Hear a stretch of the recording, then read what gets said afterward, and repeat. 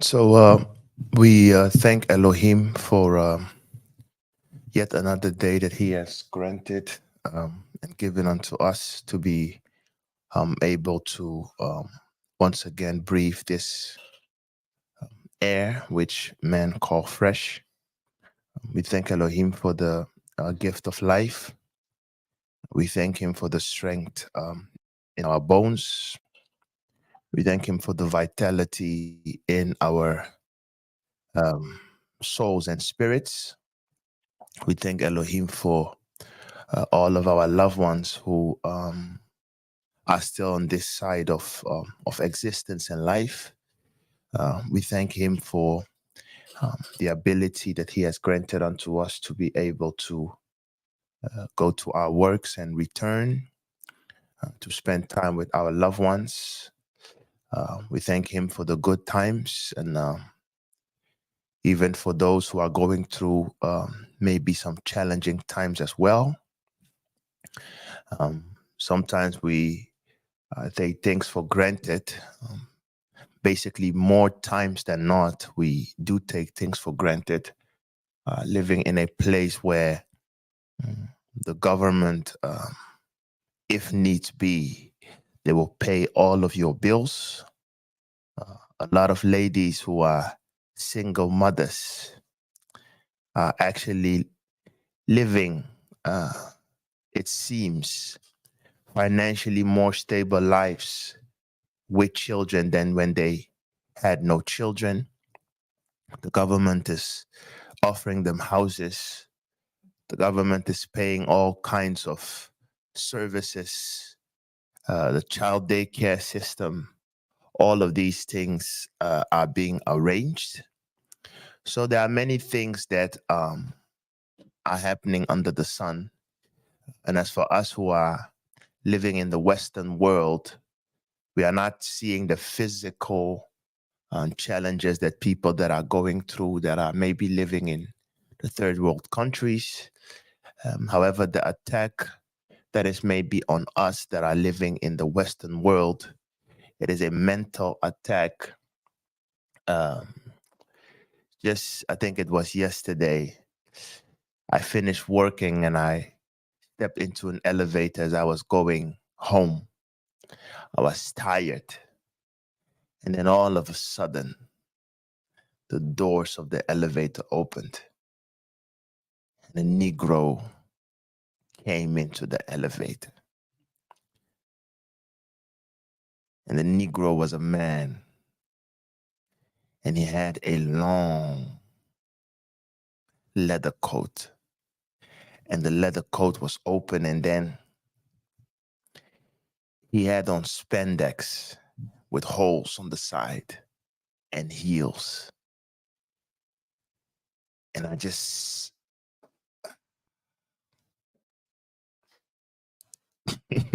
I, I just wept in silence in the elevator, like, what happened that would drive this handsome looking Negro man? What had happened? What lady broke his heart? What happened? And these are the things that are happening more and more and more. It's as if when Europeans do it, they because it somehow is part of their nature, they have learned how to master evil. So they are functioning evildoers. Just like you can be a functional alcoholic, it's as if Edom and all of these people, they are functioning evildoers.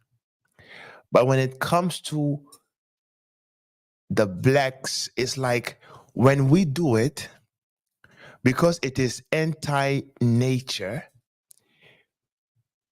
we go the extra mile. We just have to, we have to be extra in everything. Two men can walk by, one being of the European persuasion, the other being of the Negro persuasion, and the both of them can be buddies.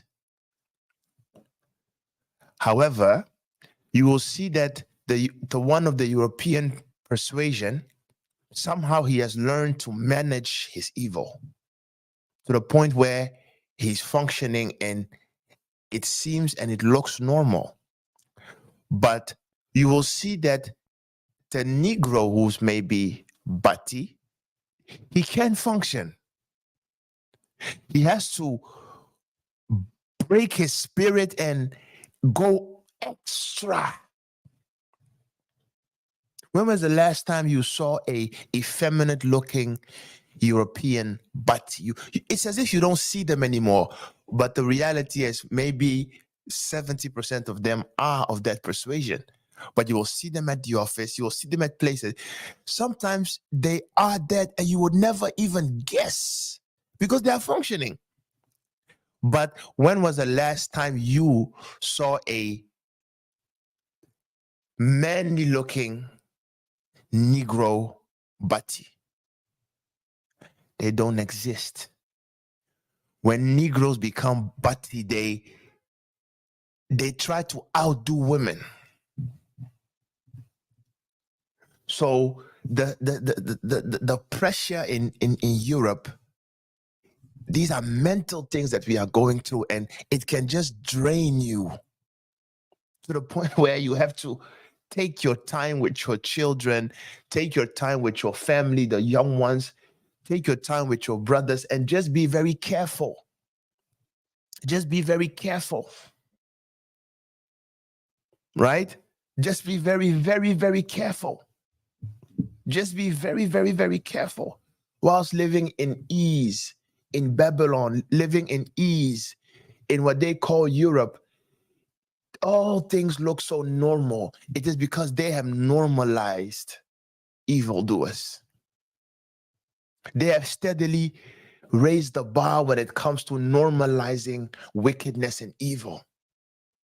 It's woven into the fabric of everything that we do in this place.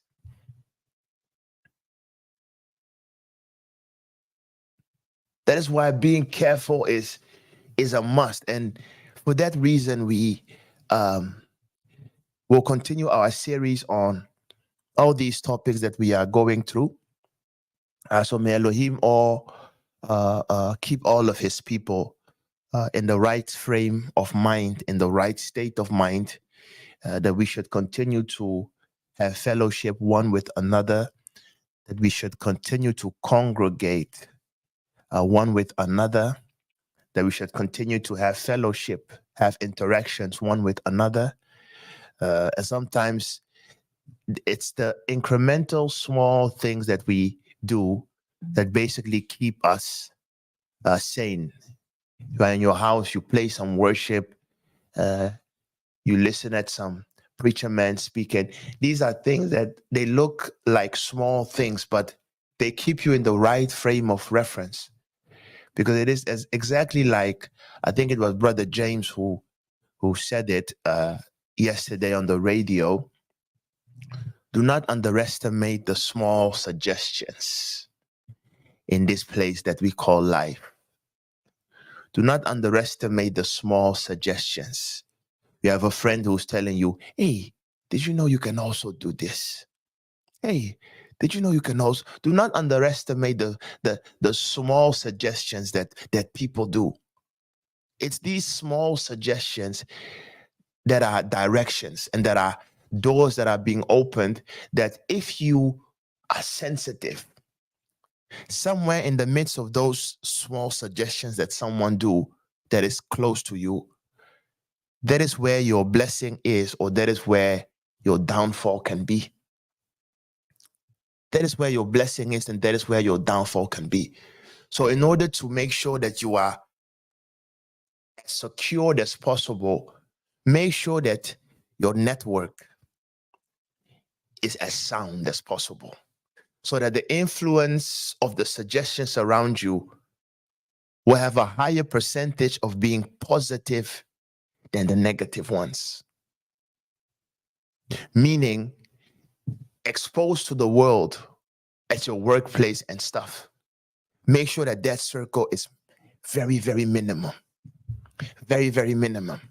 So that you don't get too many influences from your so-called school or work that is messing you up. So that in your private sector or in your private sphere, the people you have there, you have to make sure that those people are solid. So that the suggestions they can do to you, for you, or unto you, or give you will help you and benefit you in the long run. Right? Because your network is, as they say, it is your net worth. If you take time and you just begin to think like, where would I be if not for the people around me? Have you ever sat down to answer that question? Like, hey, where would I be if not for the people around me? And then you will draw the conclusion that the people you hang out with the most, they are the equal to who you are. The people you hang out with the most, they are the equivalent of who you are or of who you are becoming.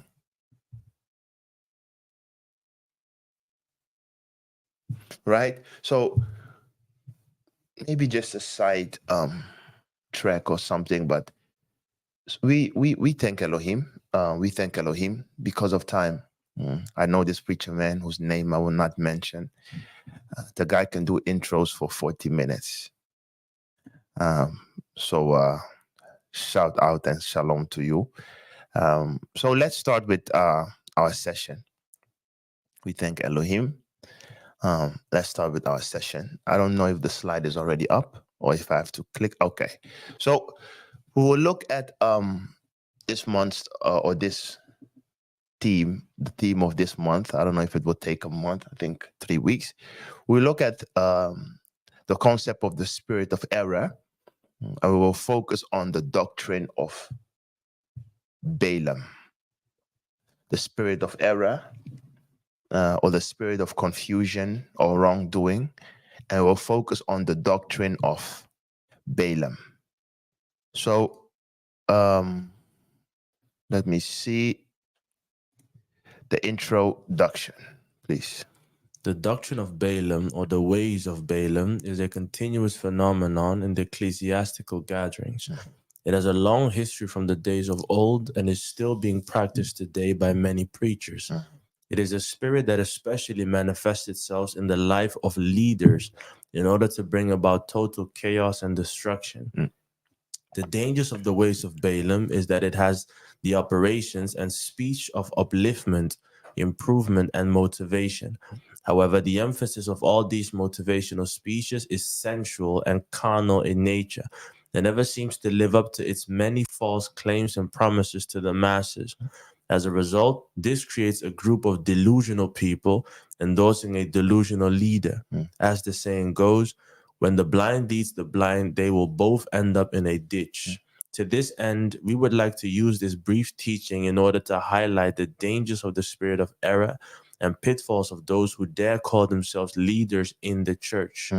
Please note that this teaching is not meant to attack anyone directly. We are only condemning any behavior that is detrimental to sound doctrine as it is written in the scriptures. I would say the intro is plain and simple. It is very plain and simple. As we will look at table of content. We'll start with what is the spirit of error. We'll then look at who was Balaam, the ways of Balaam, and prophesying for gain. We will then look at weaponizing of sex appeal, and then dabbling in the occult for soothsaying. We'll look at the promotion of spiritual fornication, the judgment of Balaam and his proselytes or followers, and the conclusion. So basically, these are all the angles that we will touch.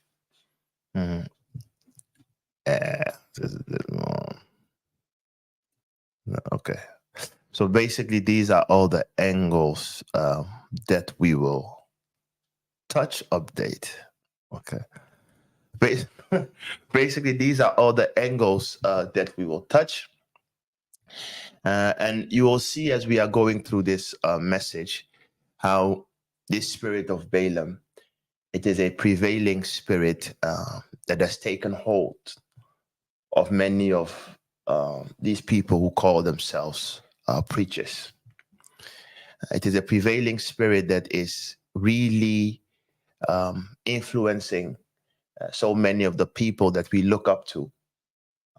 And it is something that can happen to all of us if care is not taken.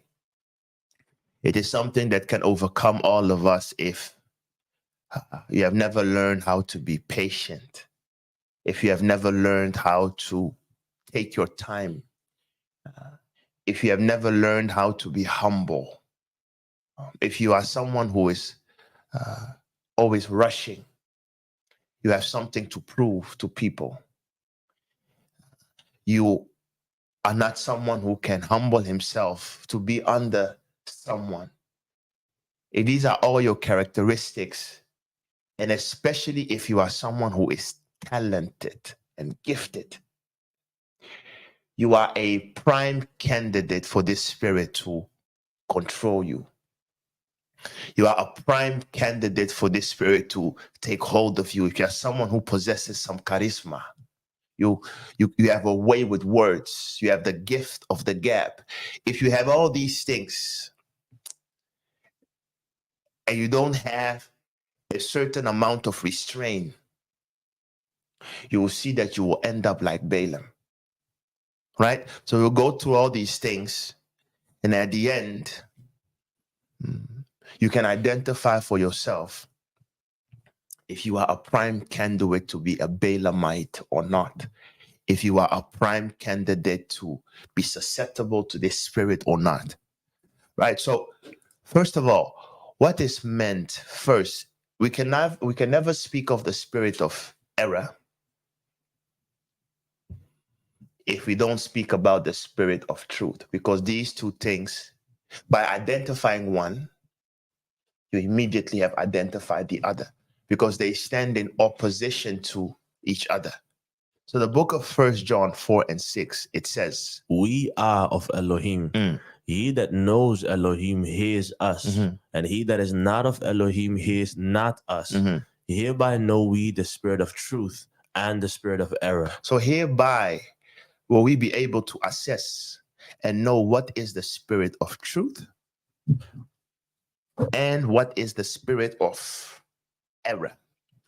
John 15, 20 and 6. But when the Comforter is come, But when the time is fully here that the Comforter will come, whom I will send unto you from the Father, whom I, being the Messiah, will send unto you from the Father, even the spirit of truth, which proceeded from the Father, he shall testify of me. Now Christians can make a nice spaghetti sauce out of this verse, as they will say the Messiah will then go to the Father, and then the Father, who is the Spirit, will send himself. And then the Messiah, who is also the Father, will send himself. So they will make a nice spaghetti sauce from this verse. But as we have learned and as we know, well, when the Comforter, who is an angel, is come, whom the Messiah will send from the Father. So the Father, being the infinite one, the unending, unseen, unheard spirit, who does not live anywhere. He has no place that he can call his home. He's too big and he's too much for anything. He will send his son, who's his representative. And then afterwards, it is his son who will send the teaching spirit, whom we call the Holy Spirit. And it is this Holy Spirit which we know as the Spirit of truth. It is the teaching spirit that teaches mankind concerning all the things that come from Elohim. So John 14, 17, even the Spirit of truth, whom the world cannot receive, whom the world cannot receive, because it sees him not, neither knows him, but ye, know him, for he dwelleth with you. he does not literally dwell in you. He does not literally dwell in you. What that basically means is he's the one that influences you. He's the one that is continually with you. He's the one that is leading you. He's the one that is guiding you. John 7:38. He that believeth On me, as the Spirit has said, out of his belly shall flow the rivers of living water. as the scripture had said, out of his belly shall flow rivers of living waters. But this spoke he, Of the Spirit which they that believed on him. should receive, For the set apart spirit, was not yet given, because that Yahushua, was not yet glorified. 16:17, the same John. Nevertheless, I tell you the truth, Mhm. it is expedient for you that I go away. Mhm, For if I go not away, the Comforter will not come unto you. mhm, But if I depart, I will send him unto you. mhm. And when he is come, he will reprove the world of sin and of righteousness and of judgment. That is the spirit of truth. That is its task. That is his task.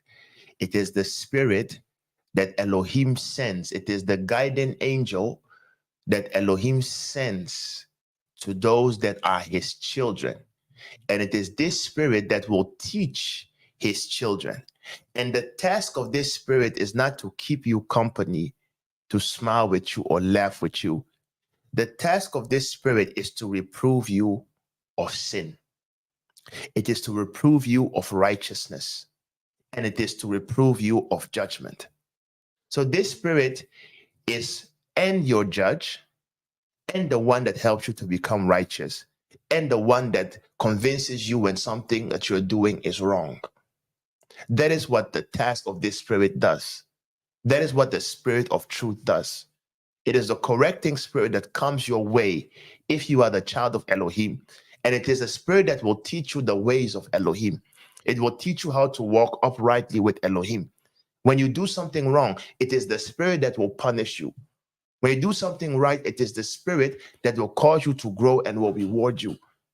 Your guiding spirit is what we call the spirit of truth, or is what we call the Holy Spirit. That is what the spirit of truth is within this context, right? So, having said that, in contrast, there is also the spirit of error in the context of what we are discussing. So, 1 John 4:6, read it again. We are of Elohim, and he that knows Elohim hears us.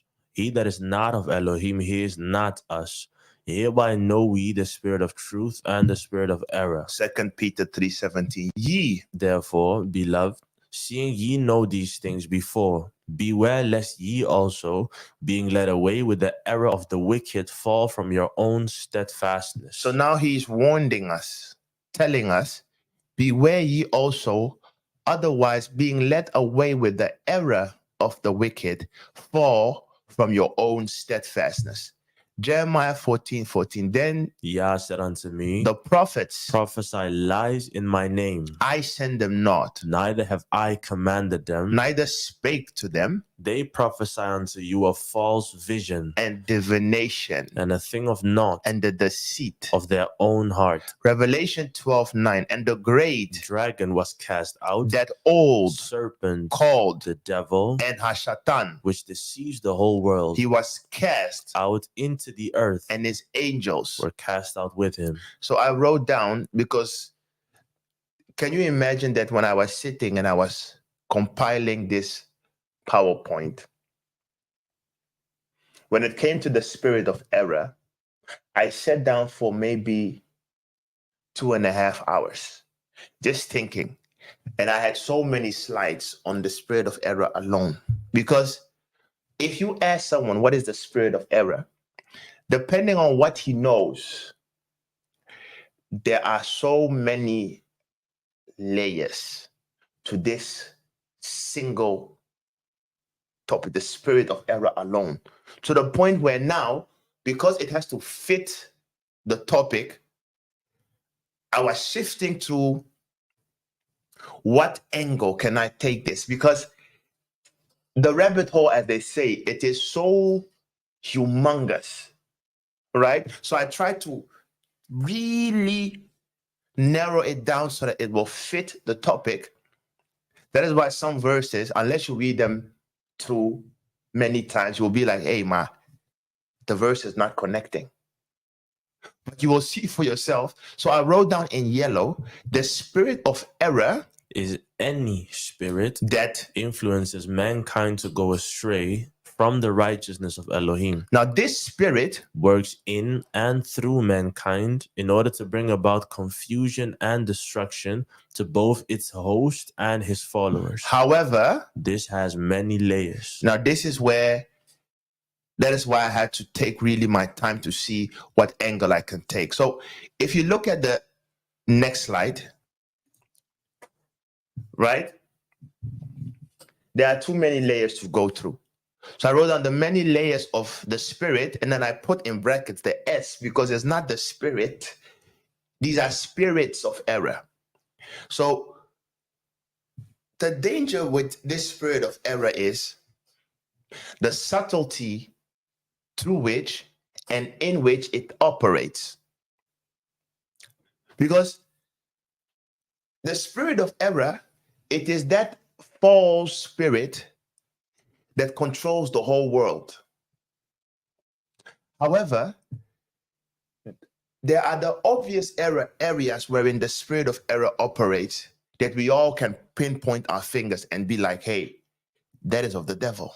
All of us can do that. Right? If you look at, as we said, if you look at the gay agenda in the world, everyone knows, even a baby knows that, hey, that is of the devil. Something there is not right. Right? So, however, if you tell someone that, hey, the spirit of error or the controlling spirit of which the Bible just said in the book of Revelation, behold the serpent that controlled the whole world. You have to sit down and consider that verse and ask yourself, how is the devil able to control the whole world or deceive the whole world, as the verse says? Because what you have to understand is, not everyone in this world is a believer, right? So what sense would it make for the devil to deceive the whole world?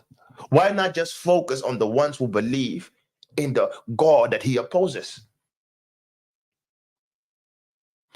So that means if he wants to deceive the whole world, he has to make sure that he has something appealing to all the lifestyles and to all the areas of the world.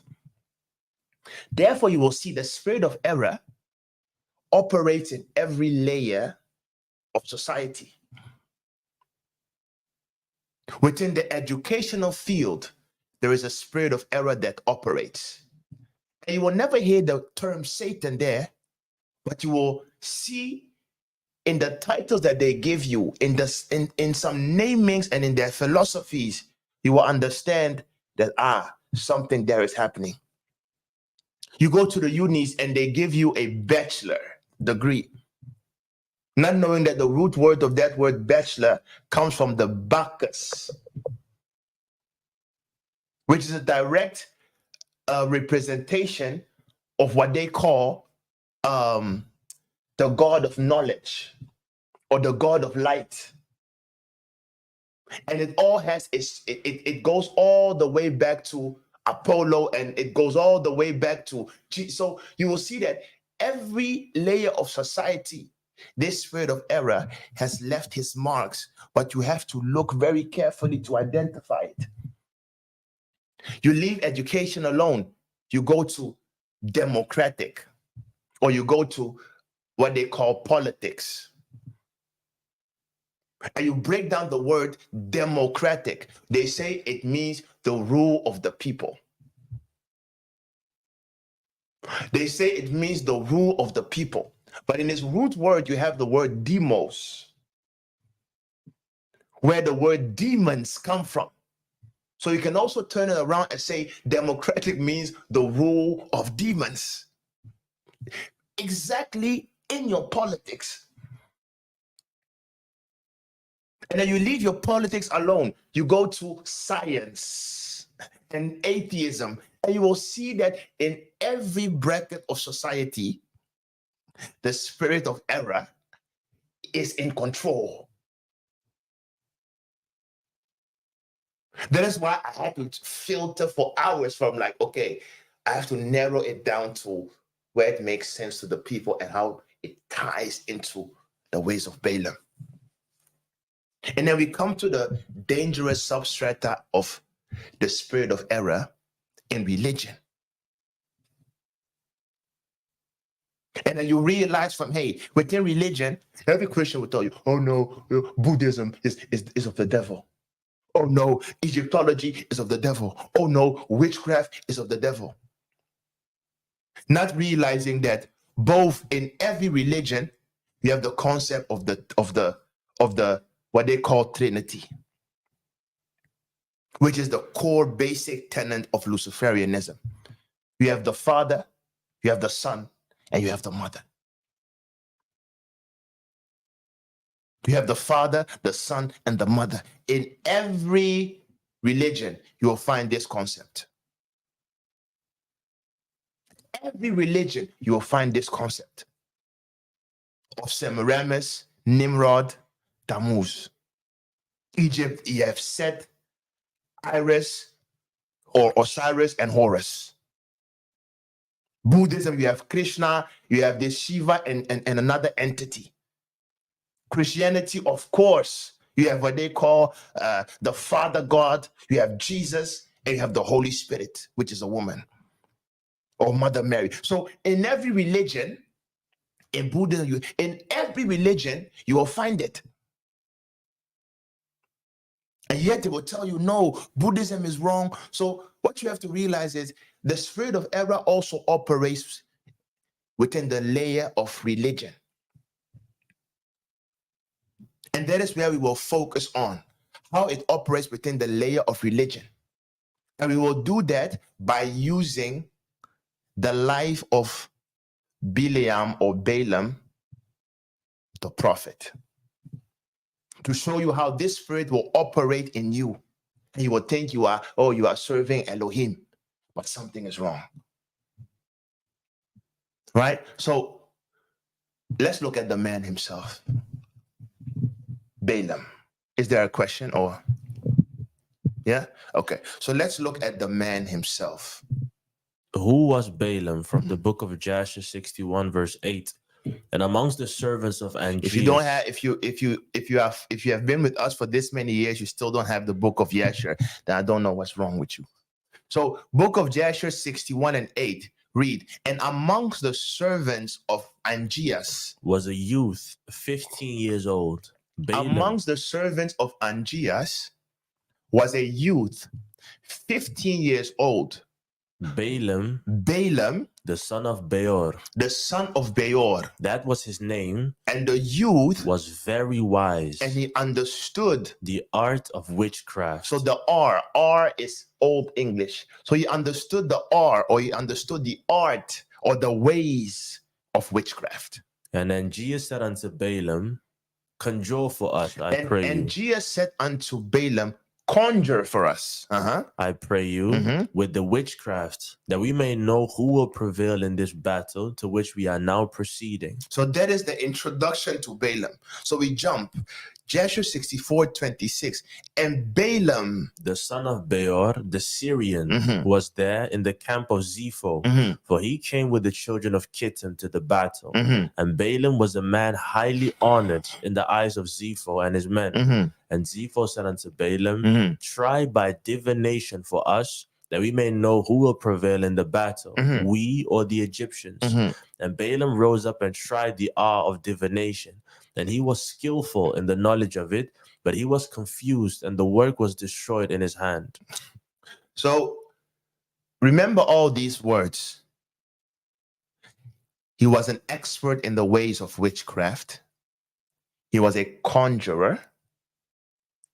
He was someone who dabbled and dealt with divination. You ought to remember all these terms and all these words because they are interchangeable, right? So Jasher 70:39, and Balaam was afraid of Moshe, and he and his two sons Mhm. rose up and went forth from Egypt, Mhm. and they fled and delivered their souls and betook themselves to the land of Cush, to Kikianus, king of Cush. so all these things that are happening, if you are observant, you'll realize all of this happened in the continent of Africa. All of it. Angeas was even called Angeas, the king of Africa, in your book of Jasher. That was his name. Angeas, the king of Africa. Balaam, or Balaam the Syrian, who was semi Syrian and semi Egyptian, a Hamite himself as well. And he fled from Africa to Cush, also in Africa. So all these things happened in the continent of Africa. That's why sometimes it begins to grieve me because I think about yesterday, sometimes I listen to this podcast of, I think they are called the Journeyman and the Journeywoman or something, an old man, and he used to speak a lot of sense. I haven't listened to him for a long time. He's an American. And then I tuned in again and it just broke my heart. The guy has gone so deep into his research to the point where he doesn't believe the Bible anymore. He has gone so deep in his intellect to the point where he's like, no, the Bible is this and this, and the people, it was. So the things he was saying, it was so sad. And then I realized that, especially these Americans and stuff, there is a level where intellect can bring you and where research can bring you. But unless you have what we call this comfort or this Holy Spirit that can ground you, you will see that you will miss the mark completely. Because this book, this Bible, it is not Google that will make you connect all the dots. Because for everything that I find to be truth concerning this, the statements that I'm making, yes, Cush was in Africa and Angeas, the king of Africa, there are also other learned Negroes who can show you the places in South and Latin America. And they also have proof. And they also have maps. And they will show you how, no, it wasn't the continent of Africa, it was Latin. They also have maps and proofs and Bible verses. And another guy will show you how the same area can be found in areas like the Philippines. Filipino. So my people, in this maze of science and researches and Google lives, if all you have is Google to connect the dots, and there is no spirit that can confirm certain things to you, it's very dangerous. It's very dangerous. And that is why amongst all the fields where the spirit of error operates, it is especially in the domain of religion where he sits. Where he sits. Because this thing that we call religion, it is so dangerous. It is so dangerous. And this person whom, as I'm making my entrance to the next slide, and especially these people who call themselves prophets. Do you understand the impact of someone who can just stand up and tell you, I see things? And when the guy says, I see things, he's not joking. There are people amongst us, they can sit in their houses, and because they have this gift, and that's what it's a gift, they have this gift, they can sit in their houses and do things, and then their spirit takes them somewhere.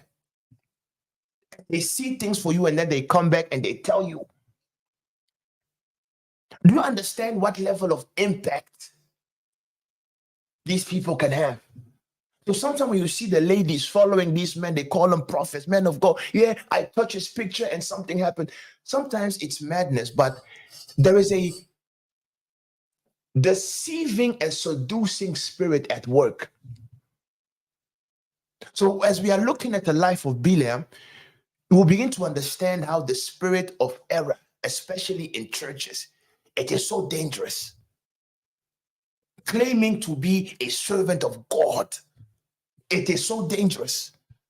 So the next slide, as we are looking into the life of Balaam, 1 Samuel 9:9, it says, before time in Israel, when a man went to inquire of Elohim, thus he spake, come, and let us go to the seer, for he that is now called a prophet, was before time called a seer. Remember this. Matthew 2:1. Now when Yahushua was born in Bethlehem of Judea, in the days of Herod, the king, behold, there came wise men from the east. So to first Jerusalem. you heard seer. Now remember the term wise men from the east to Jerusalem. Now Daniel 4:6. Therefore, made I a decree to bring in all the wise men of Babylon before me, that they might make known unto me the interpretation of the dream. Now listen at the group of wise men. Daniel 4:7. Then came in the magicians, the astrologers, the Chaldeans, and the soothsayers. And I told them the dream before them. But they did not make known unto me the interpretation thereof. Verse 8. But at the last, Daniel came in before me, whose name was Belteshazzar, according to the name of my Allah. Now the important part of this verse is the final part. In whom is the spirit of the Holy One. So if I will take this and I will go back to what is the spirit of error in the context of what we are speaking about today, I wrote down in yellow, Balaam was a wise man, or a man blessed with the ability to naturally communicate with spirits. Unfortunately for him, his source was not Elohim, but a familiar spirit that gave him his wisdom and insight. So within the context of today's teaching, when we are speaking about the spirit of error, we are speaking about the spirit. So not Elohim. We are speaking about the spirit that influences not just all men, but that particularly likes to influence people that are born with this talent. But what you have to understand is the devil has never created and the devil cannot create anything. But it's just like what these so-called Europeans sometimes do. They go to the ghettos and they go to Asia and places where they see children that are gifted. They identify them very young, then they bring them over to their labs. And they train them in the ways of their science, but they are not the ones that can give a child this natural born ability. Someone has to be born with it. So the spirit of error in this context is nothing else but the spirit that likes to cleave unto people that are talented. And that then influences those people in order to go and influence and corrupt others. That's why I gave you all these verses so you can see that Daniel, for example, was also a wise man or a seer, or in this context, a prophet. However, Daniel was someone who was being controlled and led by the spirit of truth. So the visions and the sources and the source that Daniel was tapping into in order to have this insight and influence people, it came from the spirit of the Holy One. As Belteshazzar said in Daniel 4:8. Balaam, on the other hand, he was the straight opposite. Both of them were children, both gifted and skilled. However, Balaam was someone who was being ruled or controlled or inspired not by the spirit of truth, but by the fallen spirits. By the fallen spirits. By the fallen spirits. But the both of them were talented. So why am I saying all this? It is because we are now jumping. Because if you are not careful and you read the Bible, some people will tell you, yeah, Balaam, he was a prophet of God. Why would they tell you that? Because when you read the Bible, you will see, and the Lord came and asked Balaam, who are these people? And why are they speaking to you? Oh, you see, so that means Balaam was a prophet of God. Balaam has never been a prophet of God. He never was. He never was. What you have to understand with these people that have this gift, when you have the ability to see spirits, you see all manner of spirits. You see all manner of spirits. And it is simply because Balaam had that gift and the ability to see. It means Elohim, if he wanted, could also speak to him. But never in any verse of the Bible will you see that, and Balaam was first righteous, then he became wicked. It is not there. That is why the book of Jasher will give you context with regards to Balaam. From the age of 15, the guy was practicing sorcery. The guy was practicing sorcery. So that is a bit of context when it comes to who Balaam was, his background. So now we will look at the doctrine of Balaam.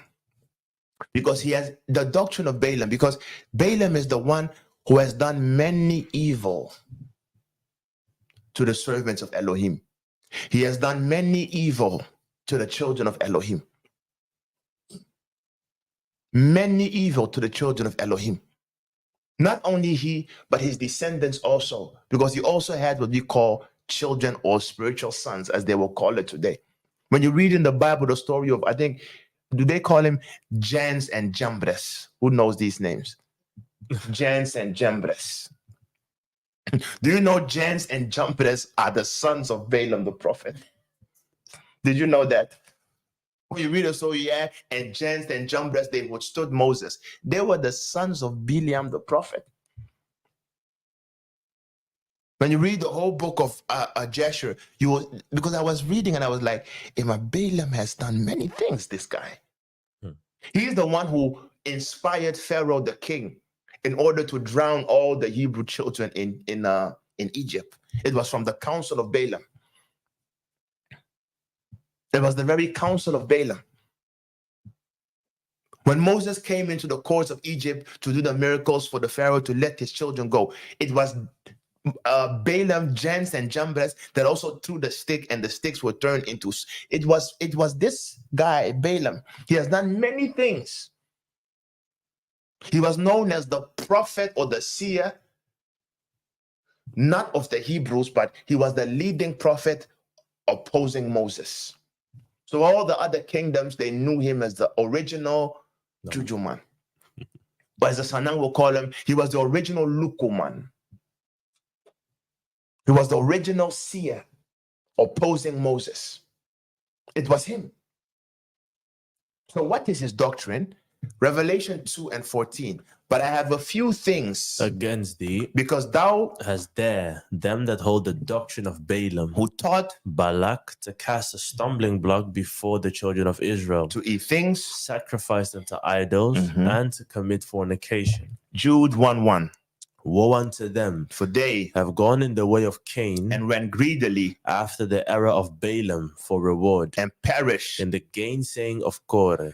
So if you take this Jude 1:1, when it says woe to them, for they have gone in the way of Cain and ran greedily after the error of Balaam and perished in the gainsaying of Korah, all these things is the same thing. In other words, this is all the spirit of error at work. The spirit that seduced Cain into going contrary from the way of Elohim, the spirit that seduced Balaam to go contrary from the way of Elohim, the spirit that seduced Korah in gainsaying. These are all what we call the spirits of error. Familiar spirits, enticing spirits that try to take control of men that are gifted in leadership. in order for them to bring people astray from Elohim. So 2 Peter 2:15, which have forsaken the right way and are gone astray, Mhm. following the way of Balaam, the son of Beor, who loved the wages of unrighteousness. So I wrote down, please read the book of Jasher, Chapter 61 to 71, book of Numbers, 22 to 31 for all the deeds. of Balaam. So, but I summarize his deeds for you, and I pulled out the three principal things that we will focus on in the subsequent slides. So I wrote that in summary, Balaam is guilty of three principal things. 1, He dabbled in the occult and taught the people to eat spiritual food coming from idols or spirits. this is what they told my mother concerning me and justice. I think we were in the UK and and I don't know if Jeff was there around that time. And we were going to the supermarket, and then my mother called me on the phone and very panicking. And I picked up because I was like, "Mom, what's up?" Yeah, our pastor told us you have to be very careful of people from Ghana and be careful of this justice guy. He dabbles in the occults. And I told him, and yeah, you guys, some people are accusing you guys, you are dabbling in the occult. So from that moment on, we just remember that. And every time someone says that, we just laugh. But we had the same accusations as well. So 1, he dabbled in the occults and he taught the people to eat spiritual food coming from idols or spirits. Mhm. 2, he was willing to utilize his gift of sight in order to make money by soothsaying or gainsaying. 3, He taught men how to weaponize women in order to bring about fornication. he taught men how to weaponize women in order to bring about fornication. So these are the 3 major implications and the 3 things that entail the very doctrine or the very way of Balaam. And if you begin to look at these 3 things carefully, you will see how many, unfortunately, what we call servants of Elohim in our days are doing, and they keep on following the same blueprint. They keep on following the same blueprint. If you look at any person you would classify as a false prophet, you will see this blueprint. The guy is charismatic, and he's born with that. You can never teach someone how to, you are born with this or not. You see the guy is charismatic. You will see, especially when he comes up, he will have many female followers. A lot of female followers. And you will see of all the gifts that he can use, or of all the so-called callings and ministries, you will see 99% of these people will say that they are what? Prophets. They will tell you that they do what? They see. So this is the blueprint of those that have gone into the way of Balaam. They have gone into the way of Balaam, and the spirit of error has taken hold of them, confusing them, manipulating them, and they in turn are confusing and manipulating the people that are under them. So we will look at these 3 things individually, see how it is being used in our what we call churches or lives, and then we will conclude. So divination and familiar spirits. Isaiah 30:1. Woe to the rebellious children, said Yah, that take counsel, but not of me, and that cover with a covering, but not of my spirit, that they may add sin to sin.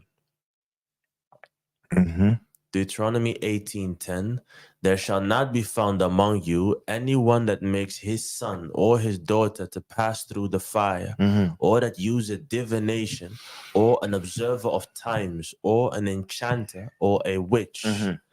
Jasher 64:27, and Zepho said unto Balaam, try by divination for us, that we may know who will prevail in the battle, we or the Egyptians. And Balaam rose up and tried the art of divination, and he was skillful in the knowledge of it. So from the Oxford, I just took a simple definition, as they would call it, of divination. And it says it is the practice of seeking knowledge of the future or the unknown by supernatural means. That is it. That is it. So the thing with this and the dangers with this is a lot of these people, especially these young prophets, as we call them, are under, and some of them are aware. And what is especially sad is a lot of them, especially the younger ones, are not aware that this is the driving force and the driving spirit that is controlling them. Sometimes you will sit down, and many of us, we come across them and we speak to them. And sometimes when you hold the conversation with them and you are speaking one-on-one, you realize, man, this is still the same guy that I met and I knew 20 years ago. He's exactly the same guy. When you speak, you realize the logic, the knowledge level. You see from, this is still the same guy. However, when he takes his mic and he gets on the stage, you see things happening. I'm not talking about stuff like miracles and stuff, because the only miracle they do is they someone's leg is 1 centimeter short, and then they pull it and they say, you grew your leg, and someone had a headache. Those are the things they do. We're not even speaking about that, but we are speaking of the other things that they do. You see, and then the guy will take the mic, and his preaching is maybe just 5 minutes, and then the ministration starts, and they call it. They begin to minister, and people are falling left, right, and center, and there is confusion, and some are able to call out people's names. And what you have to understand is, it's not that these things are not happening. These things are happening. People are feeling things. And some of them, when they say, oh, I hear a name, it's not that they're not hearing it. These things are happening. And when these young guys see that happening, they become so happy in ministry. And they're like, oh, wow, if I knew this, I should have started ministry earlier. God is really with me. And then they believe in that hype and that train. And that is how that spirit then comes. And it stays with you. And it stays with you. And if you then look at all of their operations, every guy you know, look at how they behave. Look at how their spiritual fathers behave. Listen at their doctrine and their teaching, and you'll see all of them. They do the same things. They do the same things. I was speaking to APC the other day, and I told them, like, I've noticed a pattern. When one of the people that we know finds a spot, let's say one finds an opening in Latin America, he will now have a conference in Latin America this week. 1 month later, his connection will then go to the same place a month later. And then 2 months later, the other connection will also go to the same place 3 months later. And the three of them will call it a mission and a revival. However, it is their network. For after the service is over, they will then call each other, hey, Nifo, yeah, connection. heb een connectie. Ja, nee, hier heb je nummer. And so I've gone there this month. So you just wait 2 months. And after that, make the flyer, make the connection, and then you go there for 2 months. So it is not God. It's nothing. It is just human network. But then they will put on their Facebook a very diplomatic Facebook post. Oh, by the mission of God, by the permission of the Holy Spirit, He has opened the door for me in Brazil. And we are all sitting, we're like, do you think so it's not like, do we think we are fools? But, and then you will see all the comments, people are like, oh yes, the gospel has to go all over the world. I'm like, so when all these things happen, yeah, it seems like a joke, but I'm telling you, this is the life that these people are living. This is the life that these people are living. And what is so dangerous is, at a certain moment, if you live a lie long enough, if you live a lie long enough, there will come a point where you and the lie will become one. So now, especially these ministers that have now grown older and that started like this, when you speak to them, they really believe in their cause. They really believe in their cause. They really believe in their cause and in what they are doing, and that what they are doing is so special. You can't convince them otherwise. But what they don't know is, it is that familiar spirit, it is that spirit of error, it has taken hold of them. It has taken hold of them. It has taken hold of them. And because this is the spirit that does not work as the Holy Spirit does, you will see that even they themselves, if you speak to them privately, you will realize that when you speak to them, you're like, I don't sense the gravitas. I don't sense this righteousness, this sense of righteousness around them anymore. I spoke with one of them, and he literally told me, yeah, hey, I went to our nation, Congo, and he told me, like, yeah, and after a while we're just chilling, and I went to a training of Fali. Fali is this he's this Artist. Congolese secular artist. And he told me, yeah, and after that we were just eating something, and we went to a practice. I said, you went there? I was, yeah, I went there. It's Congo heritage. That's what he said. He said it's Congo culture, it's heritage. We can't and there's nothing. Things just become life to them. And you see that the way they started and where they are now, they have grown in audience and they have grown in public. But when you look at their life and their morals, they have degraded in their morals. Where when they first started, they did not want to have anything with the world anymore. They would wear suits and spiritual clothes and be very plain looking and humble. But now look at them now.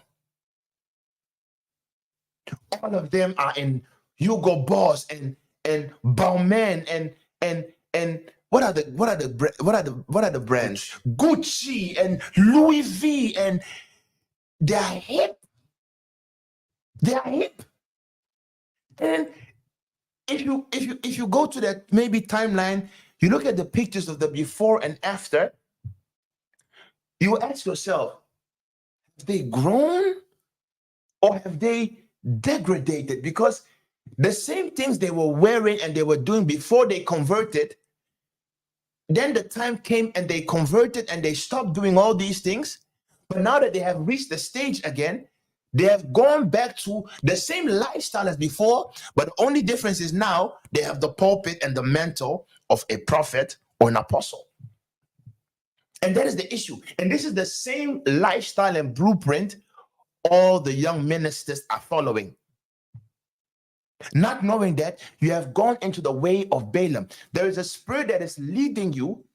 This spirit is not leading you into the ways of righteousness, but it is a familiar spirit that follows you everywhere you are, and that is causing you to so-called see things or not see things, but it is a spirit that attracts masses. So people will be following you, not knowing that it is the familiar spirit that is helping you. And then the next thing that they do is this.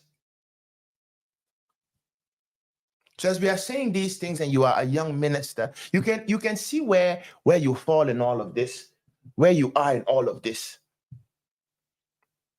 The next thing is gainsaying. Gainsaying is a combination of two words, to gain and to say, meaning you speak in order to amass or get something. That is what is called a gainsayer, right? So Micah 3:11, it says, the heads thereof judge for reward, and the priests thereof teach for hire, and the prophets thereof divine for money. Yet will they lean upon Yah and say, is not Yah among us no evil can come upon us. Numbers 22:7. And the elders of Moab and the elders of Midian departed with the rewards of divination in their hand, and they came unto Balaam and spake unto him the words of Balak. However, 1 Peter 5:2, it says, feed the flock of Elohim, which which is is among you, taken the oversight thereof, not by constraint, but willingly, not for filthy lucre but. of a ready mind. So this is the second phenomenon, apart from the familiar spirit and stuff. The ways of Balaam is also a lifestyle where you, as a servant or a preacher, have turned into nothing but a gainsayer. You have turned into a hired missionary. And I was speaking to APC again. I was like, Emma, what this ever? Have you realized that all these people that are going on missions and stuff, and they take their family and all of that, and they say, we are going on a mission.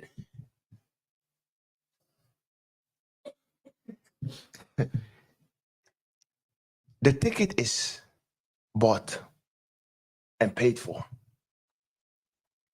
Not only for themselves, but the ticket is bought and paid for. The hotel is booked. The food is arranged. The car that will pick them up is arranged. They don't spend a dime. They go speak to maybe four churches in 2 weeks. After every service, there is tithe and offering. When they have done and finished their mission, they don't return empty-handed. The people that invited them will do what? Give them money. Then they take the plane back and they come home, and then they begin to count their money. Then they count their money. And they're so happy and serving God is, and then they make statement like, serving God is sweet. Look at the money God gave me. And they find this behavior normal. They find this behavior normal. But when they're on the stages, they're like, they repent. Sometimes they even cry.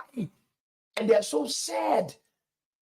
But the moment they are gone, they count the money that they made off of you. And what is especially saddening is many of these people that now call themselves ministers or prophets or whatever title they have, if you take away religion from their lives, they wouldn't have done anything.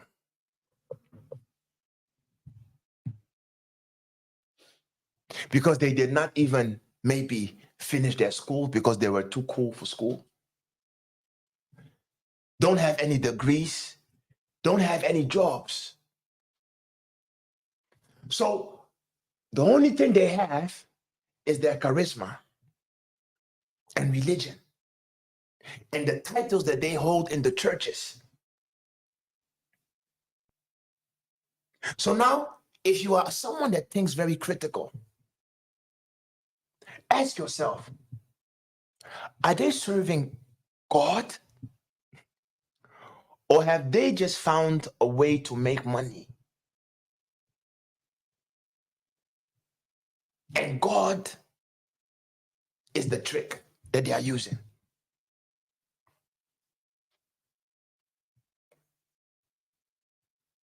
Have you sat down to consider that? If you are a minister, just sit down and consider that. That, hey, if I remove my church now and all these so-called connections, conferences, am I really serving Elohim because of Elohim? Or am I serving Elohim because of what the ministry is offering me?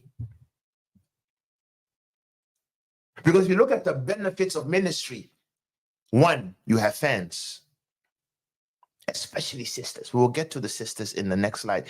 One, you have fans. You have followers. You have influence. And trust me, influence is addictive. When you know you can control people, power is addictive. When you know I can say things, when you know you can control people, it is a strange feeling. It is a very strange feeling when you can manipulate people. So one, they have influence. You have fans. Two, you get some income, money through the ministry.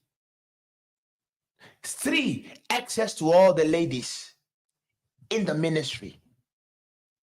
Four, now you can fly to countries you would never dream of going.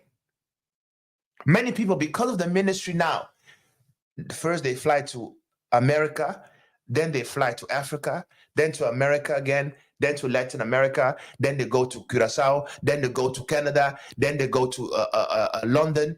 So they're making intercontinental flights. And all the intercontinental flights they are making, they don't have to pay for a single ticket. It's all being arranged. They stay there 2 to 3 days. 2 nights is conference. Conference is 2 to 3 hours. They get the money, but during the day, they then go to their prophets. Now we know they come to Amsterdam. In the evening, they have a conference. In the afternoon or at noon, they go to PC Hoofdstraat. They go to PC Hoofdstraat. They go to PC Hoofdstraat. The people of PC Hoofdstraat, they know them by name. But it's a prophet. And then he will take a picture in a fully Gucci outfit. But the text is, God is so good. People. And this is the lifestyle. And what saddens me is as if everyone is doing this now. All the young ones are doing this now. All of them are doing this now. It has become, it's part of the ministry. Oh no, we are young, so we have to show them that, yes, we serve God, but it has become this lifestyle now. Not realizing that you have compromised. You have compromised. You quote the names of the prophets of old, but you don't sit down and ask yourself, can I compare to these people of old? Which prophet of old do you know that did the things you did? All the prophets of old, if you read the stories in the Bible, their lives were sad. I'm not saying you have to be a sad person. No, but I'm saying you can also go too far. You can also go too far. You can also go too far. You have literally become a leech. You are siphoning, you are sucking the blood out of the members that you call your sheep. You are sucking the blood out of the people that you are called to work for. You spend their money because you don't work. And there is no sense of staying coming from you. You call yourself a prophet, but you don't have a job. All your job is, what do you do for a living? I preach the gospel. Wow. And then when you listen to the message, and that is where things really go bad. When you then begin to listen to their message, the message is all feel good. It's feel good message. The message is, you post on Facebook for all the people that want to be blessed. Today I have a service at 4. Everyone, bring your pin pass to the church. Bring your pin pass to the church. So all the young gullible people, they come to your church, they bring your pin pass. You then take all of your pin pass in English. What's the pin pass? Yeah, bring your debit card to the church. All the young gullible people, they come to the church. You take all their debit cards, you put it on the altar. You put your hands like this and you tell someone, hey, make a picture.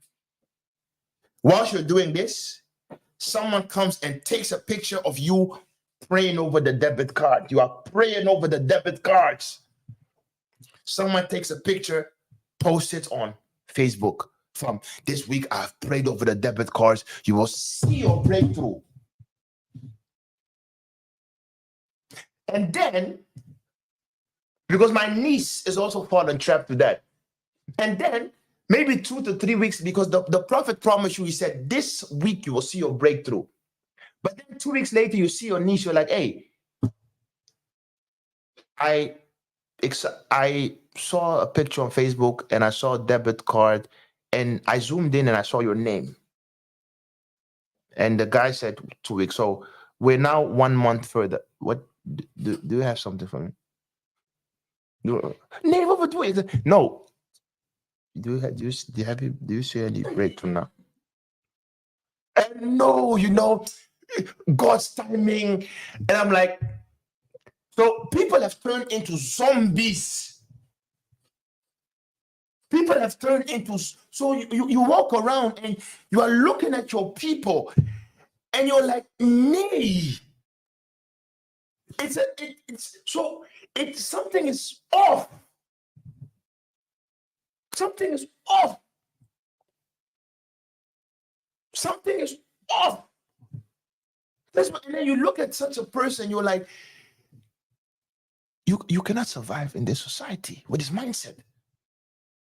That's what. Look at these so-called Christians. What level of society do they occupy? What level of society do they occupy? It's because there is nothing in the head. If your preacher man can tell you, bring your debit card, I will pray over the debit card, and also you don't forget he's not praying for free. He will get his money from you because he knows. Hey, if you want to, one disclaimer: the ones that bring the debit card, it is written, "Don't come into the house of the prophet empty-handed." So you bring the debit card and you bring maybe 20 euros. 50 people did it, 20 times 5. For that month, he is settled. He knows, okay, now I can breathe freely. I will come up with the next scheme next month. So he's living.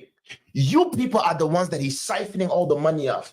So you have become a gainsayer. But the Bible said these are wells being tossed to and fro. These are clouds being tossed to and fro. They are playing and ping-ponging with your head.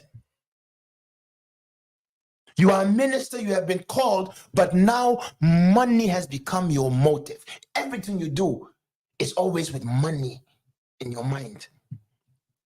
You see all the young preachers, they are so-called friends of each other.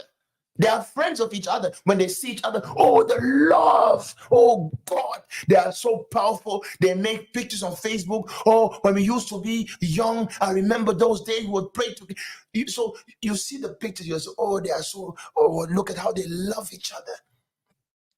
But then You see, one has a church here and the other has a church in the next city or in the next country, but they are so loving and they are good friends. But have you never sat down to ask yourself, why don't they just have one church together? Because wouldn't that make your life easy? We have one church, we have one building. This week you preach, the next week I preach. It gives me time for other things. It gives me time to give more content and more depth to my studies because I have more time to prepare. It also gives me time to work. But they're like, no, I love you, but I love the money more.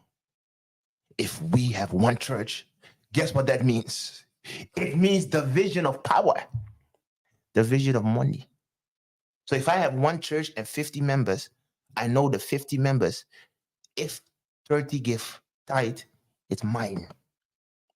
But if we have one church and there are 2 leaders and 40 people give, we have to split. So because of money, you will never see them have one church. Never. So just imagine, for example, me, Justice Jeff, for example, okay, let's start a church. Hey, Justice, I love you, Jeff. I love you, but so Justice, Rotterdam, me, Amsterdam, Jeff, maybe Belgium. We love each other. Every once a while we have this conference, but you do you and let me do me because of the money. It would make no sense. If we grew up together, let's say we start a church, do you really think you will go? We will have one church. We will have one church. We will have one church. When it comes to us, I don't remember the last time we sat down and I asked like, hey, Manifo, hoeveel mensen eigenlijk in our gathering betalen tiende? I don't even know who pays tithe. I don't even know if any of you Negroes, I don't know. I don't even know. I don't know who gets it. I don't even know. I don't even see us. I don't know. And the funny thing, I don't even think of these things because I don't care. I wouldn't feel comfortable when I see before all of you guys, I give him money and then I'm getting also my salary and I'm walking around and I see you and you are broke. I'll be like, Nifo, rustig. I'm not God. Rustig. But as for them, they don't feel any shame. They don't have a job, but they get all. So sometimes I sit, I'm like, Emma, what is it? I know you don't work, but every time there is a picture, you are in fully Gucci. What's going on? What is going on? You are in fully Gucci. What is going on? What is happening? So you have become a gainsayer. Your message is always prosperity. It's always this. It's always this. And this has become the order of the day. And then we are going to the final one. And this one is the sad one. And because what you will begin to realize, read for us, please, first. Numbers 31:15. And Moses said unto them, have ye saved all the women alive? Mm-hmm. Behold, these caused the children of Israel through the counsel of Balaam to commit trespass against Yah in the matter of Peor. Mm-hmm. And there was a plague among the congregation of Yah. Now, for context sake, this Numbers 31:15, what makes this so important is because as you all know the story of Balaam, the kings of Africa came to Balaam so that he may curse the Israelites because the Israelites were coming and they were taking over the whole area. Balaam wanted to go and curse the children of Israel. They brought Balaam money in order to do so. 3 times Balaam tried, but every time Balaam tried, instead of the familiar spirits that used to come to Balaam to counsel him, Elohim vetoed all these spirits and he would send his spirit to go. And his spirit will tell Balaam, do not dare. Do not dare. Just like in the times of, I think it was Hezekiah, Just like Elohim can send the lying spirit to enter the mouth of the prophet, this time Elohim would send a spirit to come and enter into the mouth of Balaam, where Balaam would speak a blessing instead of a curse. 3 times he tried, 3 times he failed. So now he sat down and he counseled the king and said, listen, these people, as long as they do not sin against their God, no them. He said, however, if you want to overcome these Israelites, there is one way. Let them fall into sexual degradation. If you do that, I do not need to curse them. Their own God will punish them. So the fullness of that is he counseled that king. That king released and sent about women to enter into the camp of the Israelites. And the weakness of the Israelite, Israel loves many women. Israel loves ladies. It has been from ever since. So they fell victim to the whoredoms of these other nations. And so Moses then ordered many of them to be killed. And the Israelites, in their stubbornness, left some of these women alive. So Moses, having seen these women, he then said to them, have ye saved all the women alive? For behold, these, meaning the women, cause the children of Israel through the counsel of Balaam to commit trespass against Yah in the matter of Peor. And there was a plague among the congregation of Yah. 2 Timothy 3:6. For of this sort are they which creep into houses and lead captive silly women laden with sins, led away with diverse lusts, ever learning and never able to come to the knowledge of the truth. Now, verse 8. As Janes and Jambres withstood Moses. As I told you, these are the sons of Balaam. They withstood Moses. So do these also resist the truth, men of corrupt minds, reprobate concerning the faith. So, as I said, what you will also notice if you are going after the ways of Balaam, not only will you become a gainsayer or soothsayer, one that works with familiar spirits, but you will also realize a great rise in women in your ministry. You will see you will have many female followers in your ministry. And these type of women, they will not be the humble sisters. They will be the sexy mamas. They will be these progressive sisters. You know, the ones with the weave, the red lipsticks, the long nails, and the heels. So if you want to identify the strictness of someone's doctrine, just go to their church and observe the followers. And especially look at what level or what type of females are willing and is he attracting in his congregation. If you see that the women there are unashamed, they dress how they want, they move how they want, they also get center stage on the pulpit, you already know this is the way of Balaam at work. This is the way of Balaam at work. Because you will then begin to see that you are a servant, you are young, and ladies follow you all over, to the point where you can now claim that now sisters have become your armor bearers. You have young boys walking around, and there's always a lady walking with them. You're like, Emanifo, why is she walking with you? Oh yeah, she's carrying my Bible. A young sister, someone's child. You have brainwashed her to the point where she's carrying your Bible. I'm like, carrying what? She's carrying your Bible. Yeah, and you always move with that sister. Where are you guys going? Oh yeah, no, she everywhere I go, I can't leave without my assistance. So I'm like, she's your what? She's my assistance. Assisting you in what? Do you have Do you have an office? Do you have a business? Does she have to check your mail? You don't have mails. You don't have mails. So when you say she's my assistant, is she doing your? You don't have admin. So when you say she's my assistant, assisting who? Assisting who? What you mean is she's your wife away from your wife.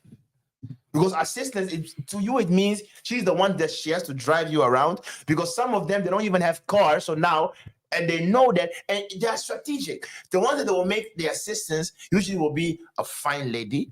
It will be one who's fresh. It will be one who maybe has a driver's license. Maybe she has a car. And they know these things. So, oh, you are my assistant. He's claiming the car. Everything that you have is now his. Assistance usually means you are the ones who have to pick me up. You have to drive me everywhere. Occasionally, you bring me to Mecca. You book hotels. So that's what the assistance does. And if care is not taken, the assistance escalates and you now have become his second wife. But this is all behind the covers. He shoots you every once in a while. And then when he shoots you, he's like, hey, the oil is don't hurt my prophet. So they will find ways. They will find ways to justify everything.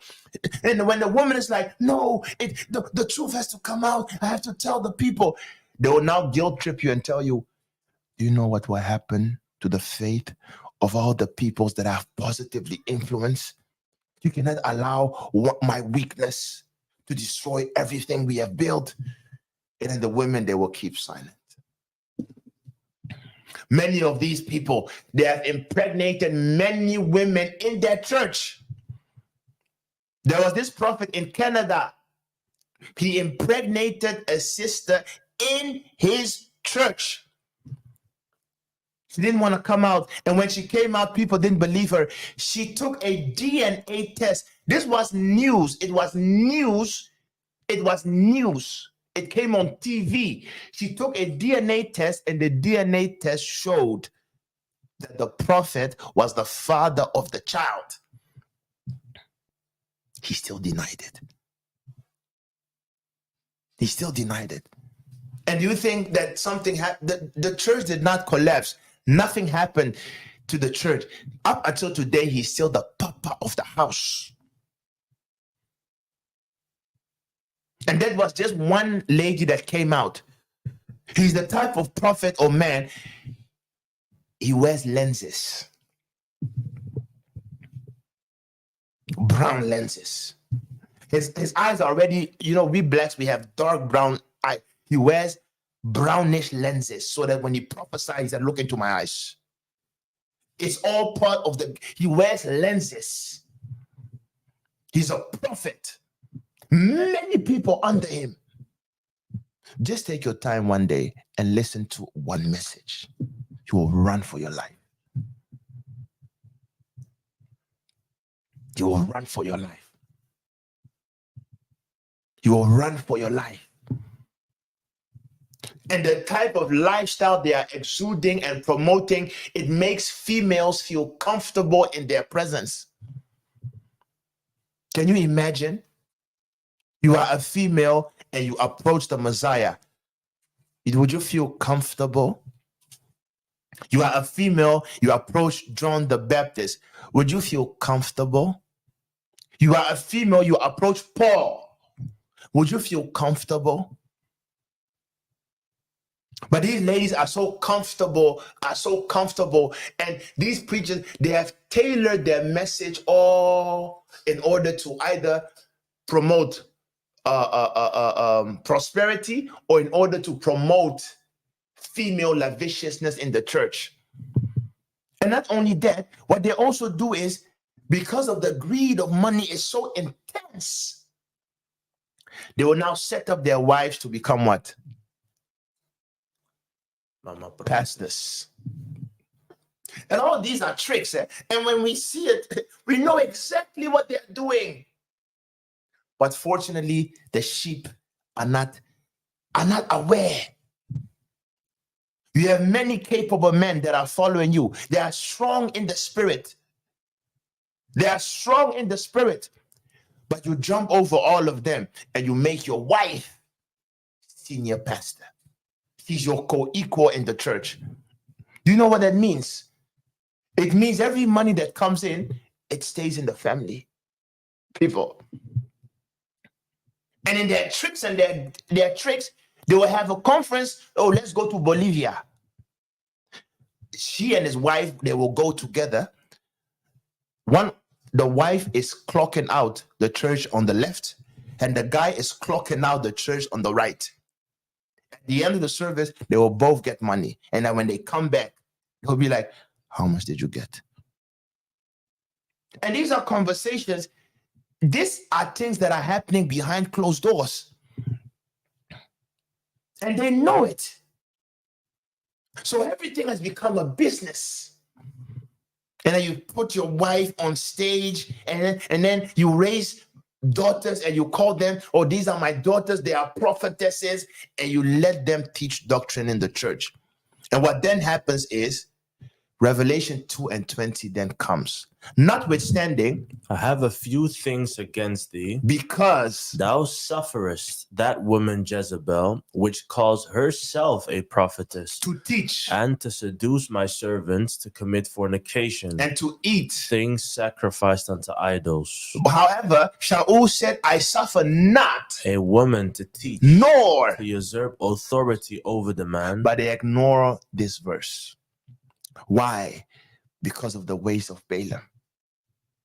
And when you see all these things happening in your church, if you see all these things happening in your ministry, where you have compromised your integrity for money, you have compromised your integrity because of sexual promiscuity, you have become lascivious. Because if you just look at the lifestyle of the young ministers in our days and in our midst, you have to ask yourself, what has gone wrong? Because let's be honest now, if you can wear fully Balenciaga, fully Balenciaga, fully, and you don't stop there, you bleach your skin. You don't stop there. You blonde your hair. Man, what will you not do behind closed doors, man? If this is how you can behave in public and you are not ashamed, what do you think you won't do behind closed doors? When no one is there and you are alone with your assistants, what do you think will happen? So you have compromised all the way. You have compromised all the way. And the only reason that they can continue in this is there comes a point where they get confronted with the truth. And that is why you either repent or you choose to kill your conscience. And many of them have killed their conscience. Religion and their ministry has become a business to them. It has become a business to them. It has become ways and means to make money. And if this is your life or where you are heading, just understand that you are treading on the ways of Balaam now. And the spirit of error has taken hold of you. And what is said is, we are about to conclude, you are not only killing your own self and your soul, but you are turning the people under you into zombies. You are turning the people under you into the living dead, the walking dead. So Jeremiah 5:31, the prophets prophesy falsely, and the priests bear rule by their means. And my people love to have it so. That's the danger. And what will you do in the end thereof? That is what Elohim is asking. You are someone, you go to these churches, you see their lifestyles, and you understand and you realize that, hey, something is not right. But you keep attending. You keep going there. You keep going there. You keep going there. He keeps on speaking over your life and speaking to you. And you are going and you're like, nay, it's not influencing me. It is influencing you. And then one day before you know it, your mind will switch. And then you're like, oh my, er is toch niks mis mee? And when that happens, that is where you begin to become a zombie. You begin to become spiritually blind. You begin to become spiritually blind. So the Bible says in 2 Thessalonians 2:9, even him whose coming is after the working of Satan with all power, and signs and lying wonders, speaking of false prophets in the church, and with all deceivableness of unrighteousness in them that perish, because they received not the love of the truth, that they might be saved. That is the issue. So when you then listen to these false prophets, these people that have gone after the ways of Balaam, sisters love them, young men love them. But when they then tune into, let's say, another preacher, let's say us, for example, and they listen to the message, they're like, nay, man, I can't follow these guys. Why? They are boring. Action. 1, 2, why? They're not handsome. They are not so fine as my prophet. Why? These guys, they don't even wear suits. They wear jalebas and they wear joggings. They don't wear suits. Why? No, they don't. Some of them, he doesn't have hair. They don't have blonde hair. They are not putting S-curl. He's not excited. No. Others are like, no, we don't want to listen. Why? Because he preaches from home. What type of life is that? All they do is they preach, they put on their camera and they shout from home. And others are like, why would you listen to them? No, they are into a sect. What do you mean? They preach about black gods. They say God is black. Why don't you listen to them? No. Why? Because their doctrine, they hate women. They hate white people. All manner of lies. Because they only listen to a snippet. We don't hate women. We don't hate black people. We cry for black people because black people are doomed. Africa is doomed. Don't let them, the world is doomed. And we are crying because we are seeing the writings on the wall. Do you really think this Babylon? Listen, when the waves come in this place, that's when you will remember, they told us. When Mickey one day comes out and said, we have been feeding you people human meat, that's when you'll be like, you will see. You will see. So they don't listen to it. Why? Because their message is always it's boring. They are always against and it's so boring.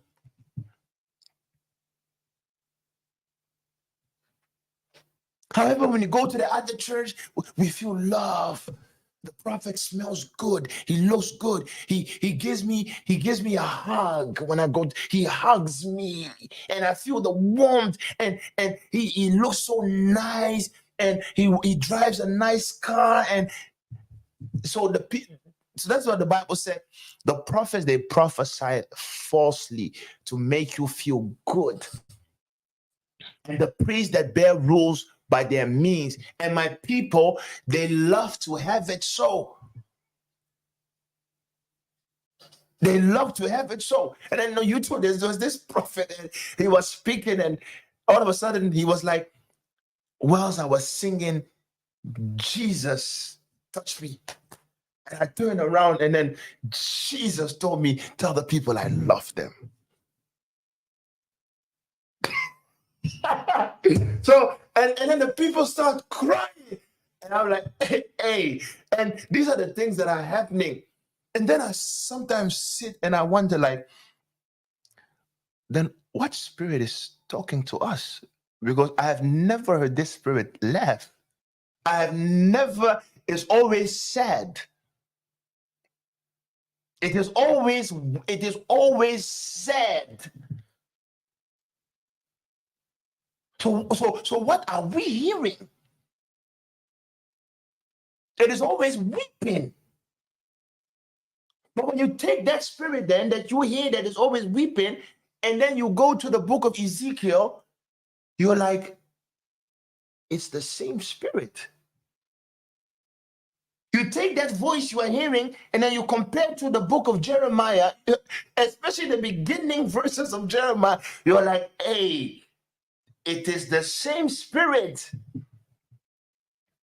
And then you begin to wonder, like, okay, so you compare the voice you are hearing and the spirit, and you compare it with the statements from the spirit that is speaking in the Bible, and you compare and contrast, you're like, hey, the spirit that spoke to these prophets was depressed. It is always at the conclusion of the books of the prophet. It's always at the conclusion that you hear 2 or 3 verses that says, but I will save them.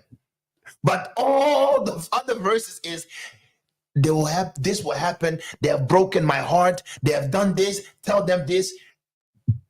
So if you compare that then to these prophets that are walking around, and they have this new phenomenon now that they are not ashamed to show their tattoos anymore. And I'm sure you guys have seen, there's this new prophet who's in California. He puts on fake Rasta. His Rasta is fake. He puts on a nose ring, right, people? And they're like, no. And he's saying, no, it's okay to wear tattoos. If you couldn't wear tattoos, then Jesus is also a sinner, because so he compares tattoos to the nails in the hands of the Messiah, saying God was the first tattoo artist because he tattooed the head of Cain. And these are the prophets that you say are my prophets, that Jesus touched him on the left and said, tell my people I love you. But that same Jesus could not tell him that the mark of Cain is not a tattoo. The mark of Cain, so that spirit could not tell you what the mark of Cain was. So you say the mark of Cain was God tattooed Cain.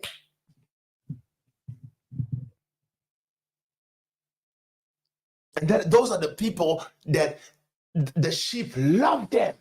Why? They're looking fake Rasta. He has on tattoos. He looks cool. He looks cool. He looks cool. So Elohim said, because they did not believe the truth, nor did they receive the love of the truth, that they might be saved. 2 Thessalonians 2:11. And for this cause, Elohim shall send them strong delusion, that they should believe a lie. Isaiah 29:9. Stay yourselves and wonder. So Elohim is now saying to those that are observant, to those that are wise and can see, Elohim is saying, stay yourselves. And he's saying, while you are staying yourself, he's saying, look and wonder. Cry ye out. And begin to cry. That's what we are doing. Cry and tell them they are drunken, but not with wine. Oh, nee, drink niet. It's not that drunkenness we are speaking of. You are drunk, but not with wine. Tell them that they stagger, but not with strong drink. Why? For Yah had poured out upon you the spirit of deep sleep, and close your eyes. The prophet and your rulers, the seers, has he covered. That is the issue. When you can call yourself a prophet, you have 100,000 of people following you, and you are not ashamed to promote a lifestyle of tattoos. Because what do you think your sheep will do if you say God was the first tattoo artist? Their sheep see you. You have fake hair as a man, Rasta. You have tattoos on your body. You have pierced your nose and you are wearing a nose ring. And you are a prophet. So what do you think your sheep will do? And there is no shame. There is nothing. And people can still follow you and justify everything you do. So I wonder, what message of righteousness can you then preach? And if you are someone, even when I'm saying this, you can still say in yourself, and there's nothing wrong with that. That's what we mean when we say you are drunk. You have turned into a living zombie. Elohim has poured upon you the spirit of deep sleep. You don't have a sense of righteousness anymore. You are drunk in religion. The spirit of error has taken hold of you. First, it deceives the leader, and then the leader deceives the masses. So you'll be then walking around, oh, I love God, but you see, you are not increasing in righteousness. Nothing is happening in your life. You are just living life. You go to church, and then one day you die. And then when you die, you expect to go to heaven, and then all of a sudden, you find yourself somewhere else.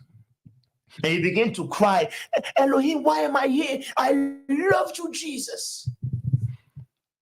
And the Spirit asks you, who is Jesus? Oh, no, Jesus, my God. And the Spirit will tell you, do you mean that guy there? No, it's not Jesus. Oh, and then when you see the real Messiah, you're like, what? If that is you, then, oh, if that is you, then let me just stay here.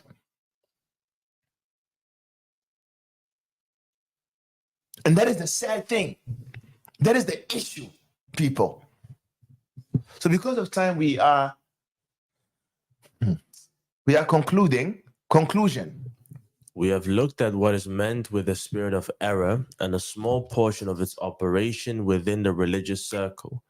By using the life of Balaam, the son of Beor, as a case study, we have seen how the gifted in this world are easily enticed to misuse their gifts for their own profit instead of using it for the glory and benefit of Elohim. We have also seen how the degradation of morals corrupts the gifted to the extent where they not only do harm to themselves, but also to the people entrusted to them. In conclusion, we have seen that especially the women suffer the most under this type of leadership. Let us all stay alert with focus regards to our conducts, especially those of us in leadership, lest we go after the way of Balaam. And if you have already started going in the way of greed or women, please do make amends and in humility return to your humble beginnings where you served Elohim with simplicity and no personal agendas. 1 Peter 5:2. Feed the flock of Elohim which is among you, taking the oversight thereof, not by constraint, but willingly, not for filthy lucre, but of a ready mind. That is the issue, people.